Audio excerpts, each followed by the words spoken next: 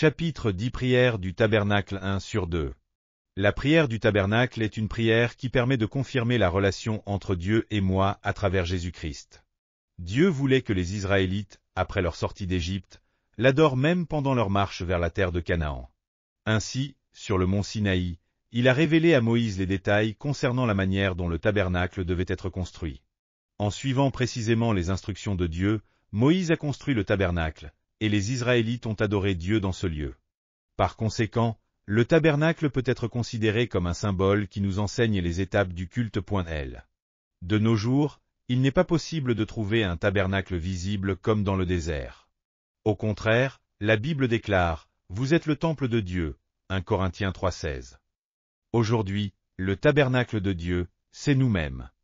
Par conséquent, en tant que temple de Dieu, nous devons prier en suivant le modèle du tabernacle, et cette prière est appelée la prière du tabernacle.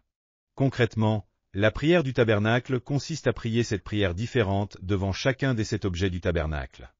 Ainsi, la prière du tabernacle comprend 49 sujets au total, permettant une longue période de prière. La prière du tabernacle apporte la puissance de Dieu. De plus, après avoir fait la prière du tabernacle, on ressent une satisfaction et une assurance remplies dans le cœur. On éprouve une satisfaction en se disant « J'ai vraiment bien prié » et on peut être assuré d'une relation plus intime entre Dieu et soi-même. Alors, dans quel ordre faut-il faire cette prière du tabernacle, qui permet de recevoir la puissance de Dieu ainsi que la satisfaction et l'assurance? Examinons d'abord la structure du tabernacle. Le tabernacle se divise principalement en 2 parties, la cour du tabernacle et le sanctuaire. Le sanctuaire lui-même se divise en 2 espaces, le lieu saint et le lieu très saint, séparés par un voile. Dans la cour du tabernacle se trouve l'autel d'airain et la cuve. Dans le lieu saint se trouve le chandelier, la table des pains de proposition et l'autel des parfums. Dans le lieu très saint se trouve l'arche de l'alliance, dont la partie supérieure, le couvercle, est appelé le propitiatoire. Explorons maintenant la prière du tabernacle, qui s'inspire de la structure de ce dernier. 1. La prière dans la cour du tabernacle. 1. Prier devant l'autel d'airain. En entrant par la porte du tabernacle, le premier objet que l'on rencontre dans la cour est l'autel d'airain. Exode 27:1a, émoticône n'en croyant pas ses yeux. Ainsi, lors de la prière du tabernacle, il faut commencer par prier devant l'autel d'airain. L'autel d'airain représente le jugement. L'humanité, ayant péché, ne peut échapper au jugement de Dieu. Si nous nous présentons devant Dieu avec nos péchés, nous serons condamnés à mort. Il est donc impératif de résoudre le problème du péché au préalable. C'est pourquoi, lorsque les Israélites s'approchaient de Dieu, ils apportaient un animal à offrir en sacrifice. Ils posaient leurs mains sur la tête de l'animal pour transférer leur péché sur lui. Puis ils le tuaient, aspergeaient son sang sur l'autel d'airain et brûlaient son corps sur l'autel pour offrir le sacrifice. Cet autel d'airain symbolise la croix du calvaire sur laquelle Jésus-Christ a été crucifié pour nous. Bien que Jésus n'ait jamais commis de péché et qu'il soit sans défaut, il est devenu un sacrifice pour nous. Il a porté nos péchés et a été cloué sur la croix. Sur cette croix, son corps a été brisé et son sang a coulé pour expier nos péchés. Ainsi, devant la croix de Jésus, c'est-à-dire devant l'autel d'airain, nous devons offrir une prière de gratitude pour le sang de Jésus. Cette prière de gratitude peut être faite autour de 7 thèmes. Premièrement, nous devons remercier et louer Dieu pour nous avoir purifiés de nos péchés et pour nous avoir sauvés. Deuxièmement, nous devons remercier Dieu pour nous avoir épargnés de son jugement. Grâce à la puissance du sang de Jésus, il nous a délivrés du jugement éternel, tant dans ce monde que dans l'au-delà. Nous devons lui offrir une prière de gratitude pour cela. Troisièmement, nous devons remercier Dieu pour nous avoir réconciliés avec lui et pour nous avoir donné le privilège de nous approcher de sa présence. Grâce au sang de Jésus-Christ, nous avons maintenant la possibilité d'accéder directement au trône de Dieu. Quatrièmement, nous devons remercier pour le fait qu'à travers le sang de Jésus-Christ, toute domination et autorité du diable, qui cherche à voler, tuer et détruire, ont été vaincus. Apocalypse 12h11 déclare « Ils l'ont vaincu à cause du sang de l'agneau et à cause de la parole de leur témoignage. » Grâce à la puissance du sang de Jésus-Christ, les armes du diable ont été désarmées et son autorité a été brisée. Ainsi, nous devons remercier Dieu de pouvoir, en nous appuyant sur le sang de Jésus, résister au diable, le vaincre et nous tenir devant Dieu. Cinquièmement, nous devons remercier pour la guérison et la santé que nous recevons grâce au sang de Jésus. Ésaïe 53, 5 déclare « C'est par ces meurtrissures que nous sommes guéris ». Ainsi, nous devons exprimer notre gratitude à Jésus pour avoir subi les coups de fouet et versé son sang afin de nous accorder la santé. Sixièmement, nous devons remercier pour la délivrance de la malédiction grâce au sang de Jésus.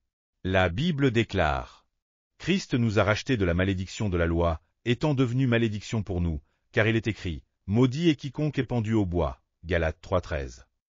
Ainsi, nous devons remercier Jésus-Christ, qui, en étant crucifié sur la croix, nous a libérés de la malédiction et nous a accordé des bénédictions. Septièmement, nous devons remercier pour la puissance du sang de Jésus-Christ, qui nous a délivrés de la mort.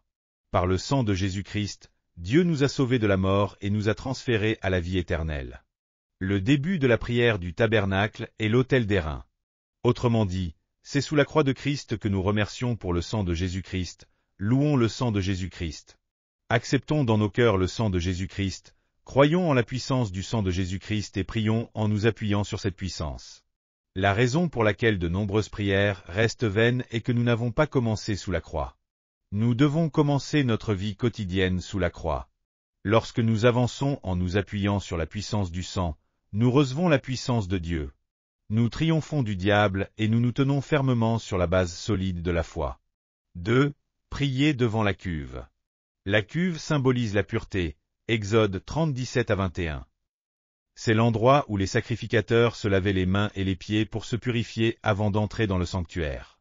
Premièrement, il faut prier en disant « Seigneur, ne permets pas que je devienne une personne impure, injuste et corrompue, mais fais de moi une personne juste. » Il m'est arrivé de rencontrer un jour l'un des dirigeants de la société. Cette personne m'a dit « Pasteur, je crois que, en croyant en Jésus, on peut sauver son âme. Mais je ne peux pas accepter votre affirmation selon laquelle, pour que cette nation prospère, il est nécessaire de croire en Jésus. Plus de 30% des hauts fonctionnaires de notre pays sont chrétiens. Dans l'armée, 60% des officiers et 50% des soldats sont chrétiens. Pourtant, malgré le grand nombre de personnes qui croient en Jésus, qu'est-ce qui s'est amélioré en Corée sur le plan de l'éthique et de la morale? Bien qu'il y ait autant de chrétiens en Corée, que ce soit dans le domaine de la politique, de l'économie ou de la société, rien n'a changé sur le plan de l'éthique ou de la morale. Affirmer que si toute la population croyait en Jésus, la Corée deviendrait une nation éthiquement et moralement correcte et prospère relève du délire. En entendant ces paroles, je n'ai pas pu répondre quoi que ce soit. Aujourd'hui, en Corée, le nombre de personnes qui croient en Jésus-Christ et reçoivent le salut augmente de jour en jour. Cependant, la société ne change pas, car les chrétiens ne vivent pas dans la pureté. On reçoit le salut par la foi, mais pour maintenir et développer ce salut, il est impératif d'obéir aux commandements. Jean 14, 21 déclare « Celui qui a mes commandements et qui les garde, c'est celui-là qui m'aime. » Négliger les commandements revient à rejeter Dieu. Ainsi, penser qu'il est acceptable de continuer à vivre comme les gens du monde après avoir reçu le salut est une erreur. Une fois que nous avons cru en Jésus et obtenu le salut, nous devons ensuite observer ses commandements. En agissant ainsi, nous remplissons pleinement notre rôle de lumière et de sel. Par notre témoignage, les gens du monde changent et sont amenés à croire en Jésus. C'est pourquoi, chaque jour, nous devons prier pour être purifiés en disant « Seigneur, rends-moi juste. Par mes propres forces, je ne peux rien faire, alors je te supplie de me rendre juste.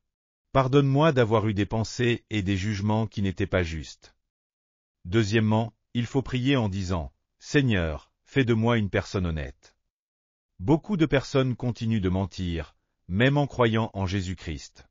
Des pasteurs mentent, des anciens, des diaconesses, des diacres, et même des laïcs mentent. Cette attitude, malgré leur foi en Jésus-Christ, montre que leur foi est égoïste. Autrement dit, ils disent la vérité quand cela leur est favorable, mais mentent sans hésitation quand cela ne l'est pas. Les croyants de l'Église primitive, même sous la persécution et les tribulations, et même face à la mort sur le lieu d'exécution, préféraient dire la vérité pour préserver leur foi plutôt que de mentir pour sauver leur vie. Dieu veut que nous soyons honnêtes et il interdit le mensonge. Ainsi, nous devons non seulement nous efforcer de toujours dire la vérité et de vivre honnêtement, mais aussi prier en disant « Seigneur, aide-nous à ne pas mentir, mais à dire la vérité et à mener une vie authentique. » Troisièmement, il faut prier en disant « Seigneur, aide-moi à vivre avec sincérité. » Nous devons vivre avec justice et honnêteté, et assumer pleinement la responsabilité de tout ce que nous entreprenons. Si nous ne le faisons pas, nous ne serons rien de plus que des mercenaires.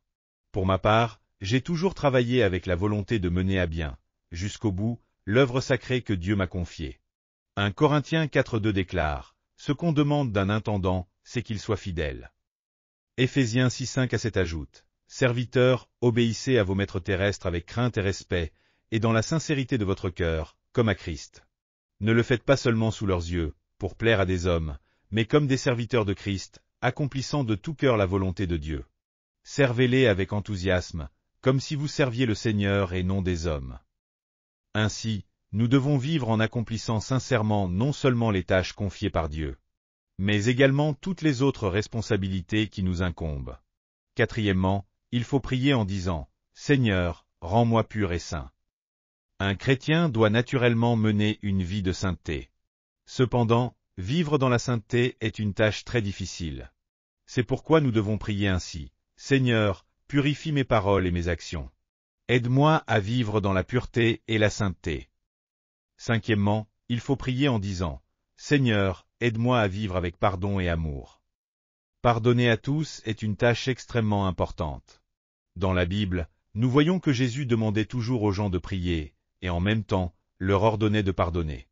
Si nous ne pardonnons pas aux autres, nous ne pourrons pas recevoir le pardon de Dieu ni la réponse à nos prières. Ainsi, nous devons regarder à Jésus, qui a été crucifié pour pardonner nos péchés, et pardonner à tous. De plus, nous devons aimer toutes les personnes. L'amour est encore plus difficile à pratiquer que le pardon. Pour aimer sincèrement tous les individus, nous devons recevoir l'aide de Dieu.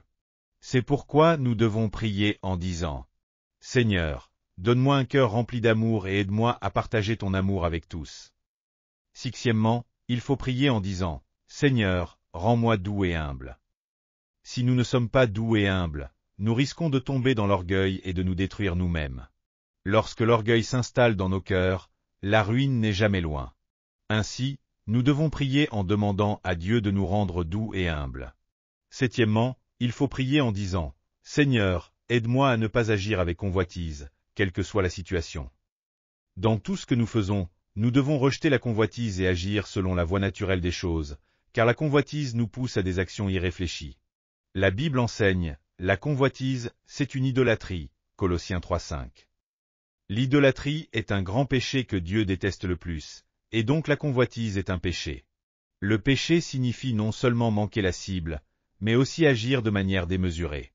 Jacques 1,15 déclare, « Puis la convoitise, lorsqu'elle a conçu, enfante le péché, et le péché, étant consommé, produit la mort. » Lorsque la convoitise s'installe, elle nous pousse à agir de manière déviante, et des actions déviantes répétées mènent finalement à la mort.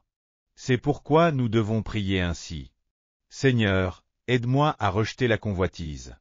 Permets-moi d'agir dans tout selon la voie naturelle et selon la mesure de foi que tu m'as donnée. » Alléluia! Avez-vous reçu beaucoup de grâce à travers ce livre? Je vous bénis de tout mon cœur au nom du Seigneur pour que vous soyez de plus en plus armés de la parole de Dieu et remplis du Saint-Esprit, afin que vous meniez une vie victorieuse dans ce monde. Si vous avez aimé cette vidéo, n'oubliez pas de vous abonner à la chaîne, d'activer les notifications et d'appuyer sur le bouton « J'aime ». Cela nous aide beaucoup à préparer plus de vidéos remplies de grâce. Nous nous retrouverons avec joie dans la prochaine vidéo. Que Dieu vous bénisse grandement.